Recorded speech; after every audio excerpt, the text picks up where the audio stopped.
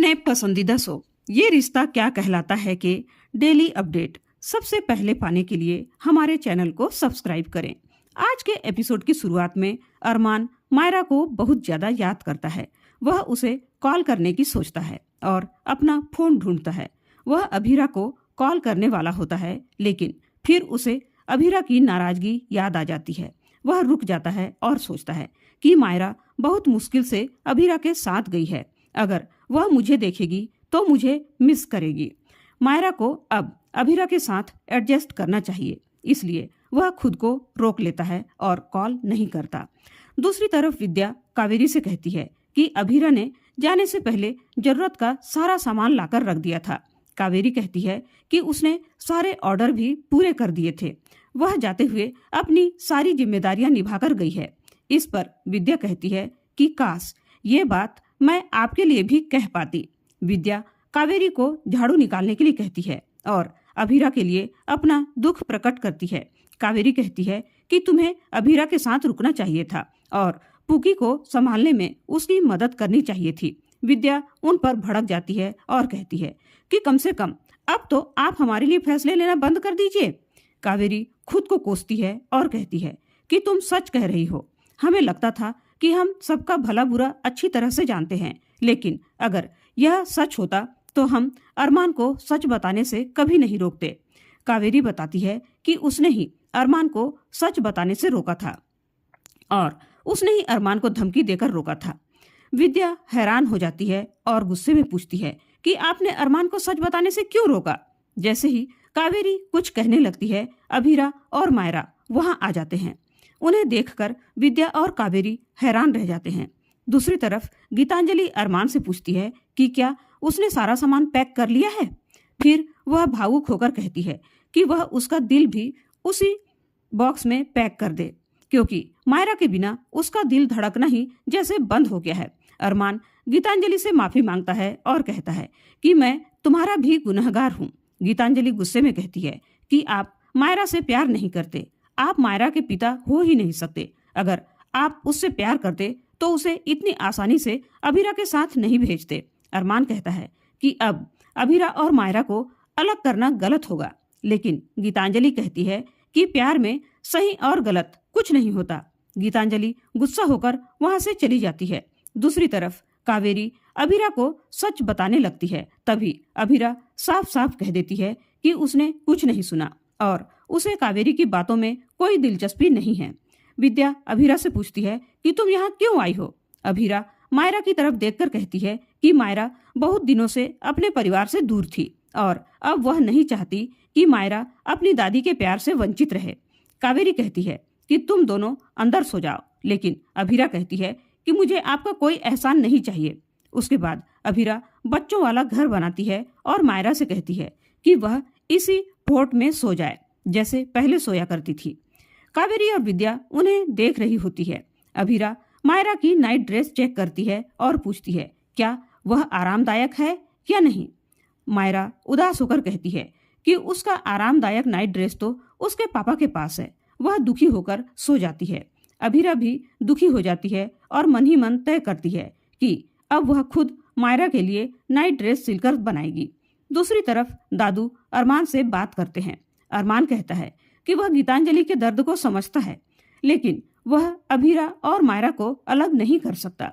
दादू कहते हैं कि वह अभीरा का दर्द भी समझते हैं, लेकिन उन्हें लगता है कि गीतांजलि का दर्द कोई नहीं समझ पाएगा। दादू कहते हैं कि गीतांजलि तुम दोनों को अपना परिवार समझने लगी थी, आज उसका भी परिवार टूट गया है, लेकिन उसका दर्द कोई नहीं समझ पाएगा।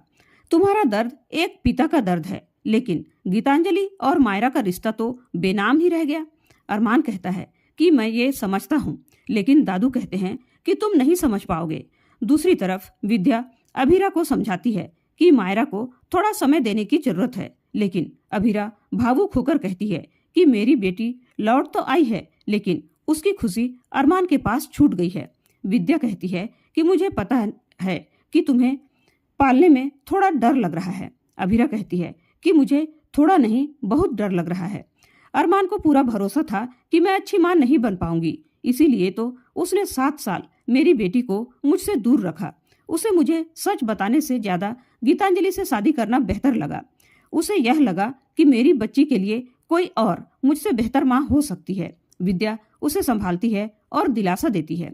विद्या कहती है कि माँ हर हाल में अपने बच्चों की खुशी चाहती है। ममता में बहुत ताकत होती है और तुम्हारी ममता सारे जख्म भर देगी। अभीरा रोते हुए विद्या के गले लग जाती है। दूसरी तरफ दादू अरमान से कहते हैं कि मेरी उम्र हो गई है, अब मैं पता नहीं कितने दिनों तक गीतांजलि का साथ दे पाऊंगा। गीतांजलि अब अकेली हो गई है। दादू भावुक होकर कहते हैं कि मायरा के जाने के बाद मेरी सारी उम्मीद टूट गई है। अगर तुमने उसे छोड़ दिया तो वह और भी ज्यादा टूट जाएगी। दादू अरमान से वादा करवाते हैं कि वह कभी गीतांजलि को अकेला नहीं छोड़ेगा।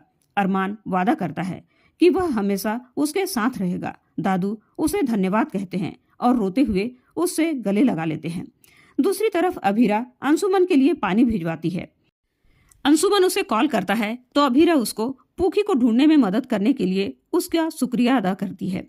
अंशुमन खुश होता है। अभीरा कहती है कि अब मैं सारा समय मायरा के साथ बिताना चाहती हूँ। अंशुमन सहमत होता है। तभी अभीरा को मायरा के रोने की आवाज आती है और वह तुरंत फोन काटकर मायरा के पास जाती है। अभीरा दुखी हो जाती है और मायरा को गोद में लेकर लोरी सुनाती है। मायरा फिर से रो रही होती है और अभीरा उसे प्यार से लोरी सुनाती है। दूसरी तरफ अरमान मायरा का सामान भेज रहा होता है। इधर अभीरा मायरा को संभालती है लेकिन मायरा चुप ही नहीं होती। दूसरी तरफ अरमान और गीतांजलि में बहस हो जाती है। अरमान कहता है कि तुम सच से मत भागो, मायरा अब अभीरा के पास ही रहेगी। गीतांजलि कहती है कि परवरिश देने वाली जन्म देने वाली से बड़ी होती है। मायरा अभीरा के पास कभी खुश नहीं रह पाएगी। अरमान हैरान होता है। दूसरी तरफ मायरा अरमान और गीतांजलि को बहुत ज्यादा याद करती है। अभीरा मायरा की बेचैनी देखकर परेशान हो जाती है। मायरा अभीरा से कहती है कि मुझे पापा से कहानी सुननी है, मुझे उनसे बात करवा दो। अभीरा अरमान को कॉल करती है। अरमान कॉल उठाता है तो अभीरा फोन मायरा को दे देती है। मायरा रोते हुए कहती है कि मुझे कहानी सुना दो। अरमान कहता है कि मुझसे अच्छी कहानी आपकी मम्मा सुना सकती है। गीतांजलि उसे टोकने की कोशिश करती है लेकिन अरमान उसे रोक देता है।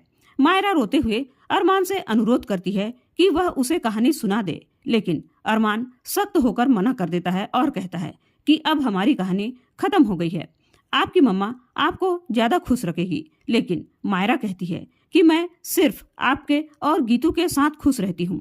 तभी गीतांजलि फोन ले लेती है और कहती है कि तुम वापस आ जाओ। मायरा रोते हुए कहती है कि वह आकर उसे वापस ले जाए। तभी अरमान गीतांजलि से फोन छीन लेता है। मायरा को लगता है कि फोन कट गया है। अरमान गुस्से में गीतांजलि से कहता है कि तुम अभीरा और मायरा के बीच में मत आओ, हमें उन दोनों को समय देना होगा, हम स्वार्थी नहीं हो सकते। गीतांजलि कहती है कि स्वार्थी आप हो रहे हो क्योंकि आपने अपनी गिल्ट कम करने के लिए ही मायरा को उदयपुर भेजा है। मायरा अभीरा के साथ कभी सहज नहीं हो पाएगी। अरमान कहता है कि किसी न किसी दिन वह दोनों एक हो जाएंगे, मैं अभीरा को उसकी बेटी दिलवाकर ही रहूंगा। गीतांजलि हैरान हो जाती है और इसी के साथ आज का एपिसोड खत्म हो जाता है। अगले एपिसोड में देखने को मिलने वाला है कि अभीरा अरमान से कहती है कि वह मायरा को वापस ले जाए। अरमान उससे गुजारिश करता है कि वह मायरा को थोड़ा समय दे। उसके बाद अभीरा मायरा को खाना खिलाने की कोशिश करती है लेकिन मायरा कहती है कि उसे रोटी में अजवाइन पसंद नहीं है। अभीरा मायरा से माफी मांगती है और कहती है कि मुझे पता नहीं था मायरा। मायरा कहती है कि मेरे पापा को पता है। अभीरा दुखी होती है।